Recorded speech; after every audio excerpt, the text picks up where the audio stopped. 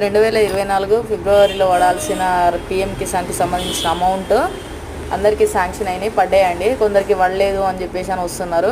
Main thing మీరు చేయాల్సింది ఏంటంటే పీఎం కిసాన్కి ఈకేవైసీ చేయించుకోవాలన్నమాట. ఈకేవైసీ కోసం అని చెప్పేసి పీఎం కిసాన్ పోర్టల్కి వెళ్ళి దాని తర్వాత ఆధార్ నెంబర్ కొడితే ఆడ ఆధార్ నెంబర్ కొట్టిన తర్వాత మీకు ఏదైతే రిజిస్టర్డ్ మొబైల్ నెంబర్ లింక్ ఉందో ఆ నెంబర్ కొట్టాలి. కొట్టిన తర్వాత ఒక ఓటీపీ వస్తుంది.